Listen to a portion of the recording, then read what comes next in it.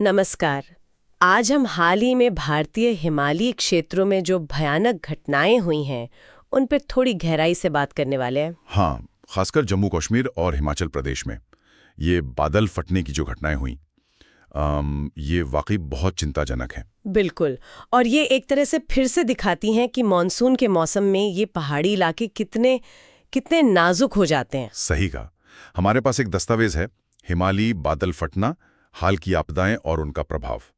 इसी से हमें कुछ अहम जानकारी मिली है। हाँ, और आज हम कोशिश करेंगे कि इसी जानकारी के आधार पे ये जो हाल में त्रासदियां हुई उनका असर क्या रहा और ये इलाके किन चुनौतियों का सामना कर रहे हैं, इसे थोड़ा और समझें। बिल्कुल। ये जो स्रोत हैं इनमें दी गई जानकारी की हम थोड़ी पड़ताल करेंगे। तो चलिए शुरू करते हैं। स्थिति की गंभीरता से ही शुरू करते हैं। जान माल का बहुत भारी नुकसान हुआ है, लोगों की जिंदगियां उजड़ गई। हाँ, स्थिति वाकई गंभीर है। जो पहली बड़ी घटना का जिक्र हमारे स्रोत में है वो जम्मू और कश्मीर के किश्तवाड़ जिले में हुई थी। किश्तवाड़, हाँ, ये अगस्त की ये बात है ना? हाँ, अगस्त महीने के मध्य की, करीब 14 अगस्त 2025 की। अच्छा, 14 अगस्त। और ये किश्तवाड़ का चोसोती गांव था, दस्तावेज यही बताता है। और ये जगह मचैल माता मंदिर के रास्ते पर है। जो तीर्थ यात्रा का रास्ता है। इससे मामला और गंभीर हो जाता है क्योंकि उस समय यात्रा चलती रहती है। तो बादल फटना मतलब बहुत तेज बारिश एकदम अचानक? हाँ, मतलब एक छोटे से इलाके में बहुत कम समय में हद से ज्यादा बारिश हो जाना, जैसे आसमान फट गया हो। और किश्तवाड़ में जब ये हुआ तो इसका असर बहुत ही भयानक था। कितना भयानक? कुछ आंकड़े हैं हमारे पास। स्रोत के मुताबिक कम से कम 60 लोगों की जानें गईं। इनमें कई तीर्थयात्री भी थे। 60 लोग? हाँ, और 100 से ज्यादा जख्मी हुए और 50 से ज्यादा लोग वो अभी भी लापता बताए जा रहे हैं। 50 से ज्यादा लापता? हे भगवान, ये आंकड़े तो सच में दिल दहलाने वाले हैं। बिल्कुल। और ये सिर्फ जाने की बात नहीं है। घरों को, मंदिरों को, सड़कों, गाड़ियां, मतलब भारी नुकसान पहुंचा है। सब कुछ तहस नहस हो गया होगा वहां तो। हाँ, वो जो अचानक बाढ़ आई और मलबा आया साथ में, उसने रास्ते में जो भी आया सबको चपेट में ले लिया। खड़ी ढलानें होती हैं तो पानी और मलबा इतनी तेजी से नीचे आता है कि संभलने का मौका ही नहीं मिलता। बिल्कुल, बचने का मौका बहुत कम होता है। इतनी बड़ी आपदा के बाद फिर जाहिर है बचाव और राहत का काम तुरंत शुरू हुआ होगा। हाँ, फौरन एनडीआरएफ मतलब राष्ट्रीय आपदा प्रतिक्रिया बल और एसडीआरएफ राज्य आपदा प्रतिक्रिया बल, सेना, स्थानीय प्रशासन सब हरकत में आए। स्रोत बताता है कि उन्होंने तुरंत काम शुरू कर दिया। हाँ, लेकिन ऐसी जगहों पर पहुंचना, वहां काम करना, ये अपने आप में बहुत मुश्किल होता है। हाँ, वो तो है, दुर्गम इलाके होते हैं। बिल्कुल। और स्थिति इतनी गंभीर थी कि मचेल माता यात्रा भी रोकनी पड़ी। यात्रा रोकनी पड़ी। ये दिखाता है कि खतरा कितना बड़ा था। हाँ, प्रधानमंत्री मोदी और कई नेताओं ने भी दुख जताया, मदद का भरोसा दिया। ये घटनाएं, जैसे आपने कहा, तीर्थ यात्रा मार्गों के खतरे को भी उजागर करती हैं, खासकर मानसून में। हाँ, स्रोत में भी इस बात का जिक्र है। ऊंचाई वाले इलाके, मौसम का जल्दी बदलना, भारी बारिश और खड़ी ढलानें, ये सब मिलकर अचानक बाढ़ या जमीन खिसकने का खतरा बहुत बढ़ा देते हैं। और जब वहाँ इतनी बड़ी तादाद में लोग हों जैसे तीर्थयात्री, तब तो स्थिति और भी खतरनाक हो जाती है। निश्चित रूप से उनकी सुरक्षा एक बड़ा सवाल बन जाता है। अच्छा, तो ये किश्तवाड़ की बात हुई, लेकिन इसके कुछ ही दिन बाद जम्मू कश्मीर में ही एक और जगह से ऐसी ही खबर आई, कठुआ जिला। हाँ, बिल्कुल। किश्तवाड़ के ठीक 3 दिन बाद ही 17 अगस्त 2025 को कठुआ जिले की जोत घाटी और आसपास के गांव, वहां भी बादल फटा। हाँ, और यहां भी नतीजा बहुत दुखद रहा।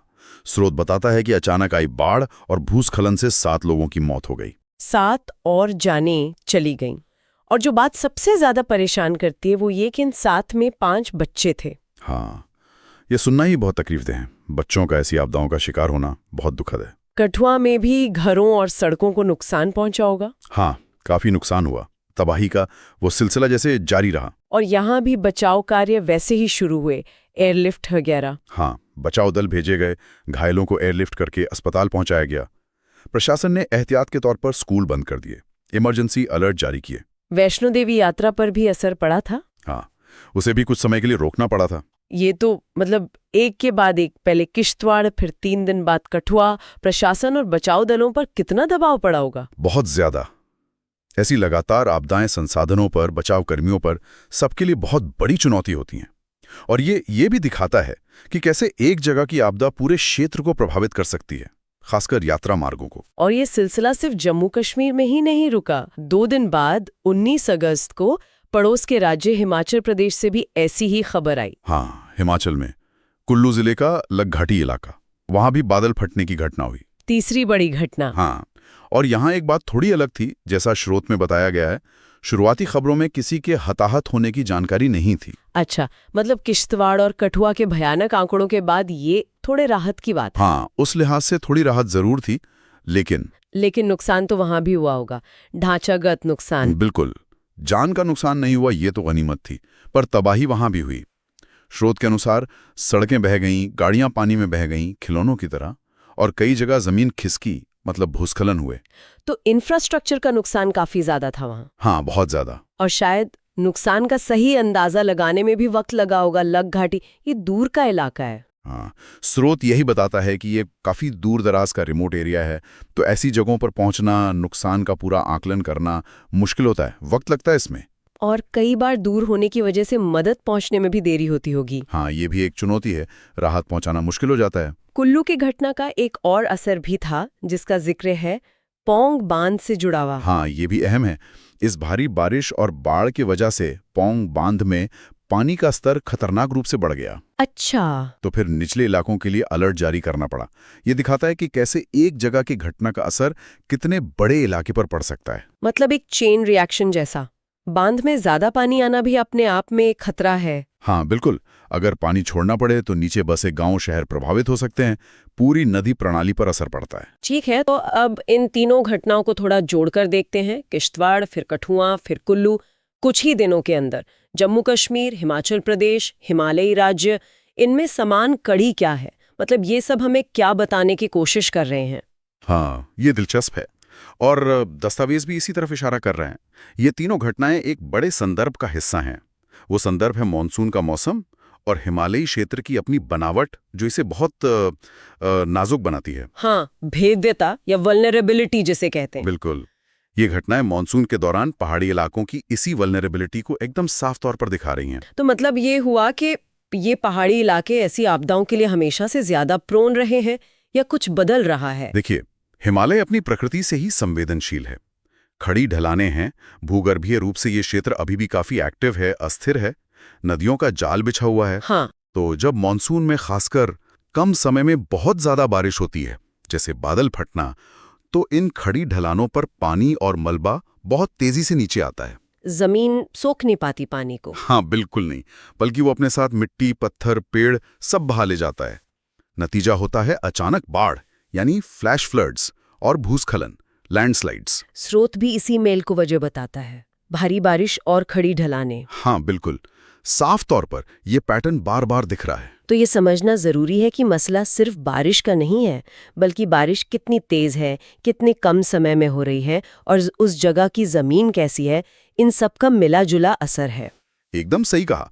और इसमें एक और पहलू है जिसकी चर्चा अक्सर होती है, हालांकि हमारा ये सोर्स उस पर ज्यादा विस्तार से नहीं जा रहा, वो है जलवायु परिवर्तन का असर। हाँ, क्लाइमेट चेंज। नजरअंदाज नहीं कर सकते।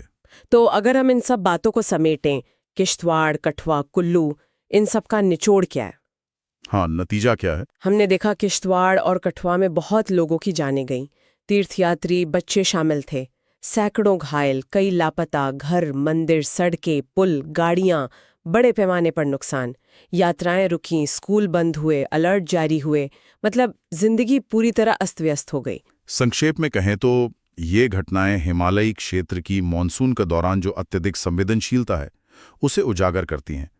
तेज बारिश, खड़ी ढलानें, नाजुक भूविज्ञान और कई बार मानवीय गतिविधियां भी, जैसे तीर्थयात्रा मार्ग या निर्माण कार्य, ये सब मिलकर एक बहुत खतरनाक स्थिति पैदा कर देते हैं। तो ये जानकारी उन सब के लिए अहम है जो प्राकृतिक आपदाओं को या पहाड़ी पर्यावरण को, ये इन क्षेत्रों के सामने जो चुनौतियां हैं उन्हें समझना चाहते हैं। हाँ, बिल्कुल।